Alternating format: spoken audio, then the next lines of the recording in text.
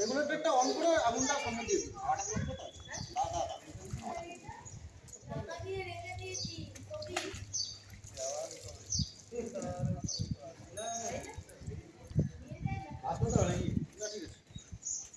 দেখুন এটা আমি ধরাটা দেখিয়ে দিচ্ছি। দেখুন এটা কিভাবে ধরবে, যখন এটা দিয়ে নেবেন এরকম ভাবে ধরবেন না, এরকম ভাবে ধরলে হাতে পুড়ে যেতে পারে। এই আঙুলগুলো সামনের দিকে গুলো উপর, এটাকে কি করতে হবে, এরকম ভাবে ধরতে হবে যাতে আঙুলটা ঢাকা থাকে। ঠিক আছে, এটাকে এরকম ভাবে ধরতে হবে, তাহলে কি হলো আমার কোনো দিকে ঠিক আছে। দূর থেকে দেবে, ঠিক আছে, দূরে দেবে, দেবে দূরে।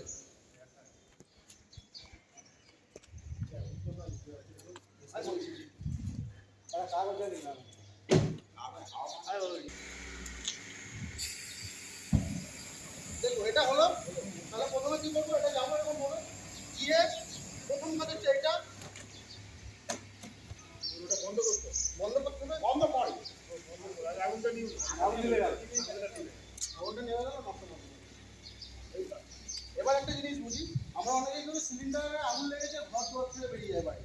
ভয় পাওয়ার কোনো কারণ নেই, কারণ সিলিন্ডার অত সহজে বাস্ট হবে না। কেন বাস্ট হবে না?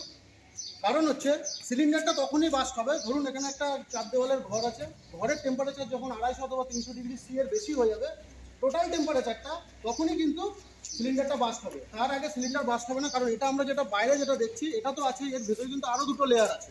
ঠিক আছে, ওই জন্য দেখবেন যারা সিলিন্ডার আপনাদের পাশেই নামায় দেখবেন দুম দুম করে উপর দিয়ে ছুঁড়ে ফেলে দেয়, দেখেছেন? আমি দেখেছি ওখানে দুম করে ফেলে, নিচে ফেলে, নিচে ফেলে। তো ওটার মধ্যে কোনো ভয় নেই। ঠিক আছে, এটা গেল একটা। আর একটা আছে যেটা সাহস নিয়ে যদি কেউ করতে পারে তো হয়।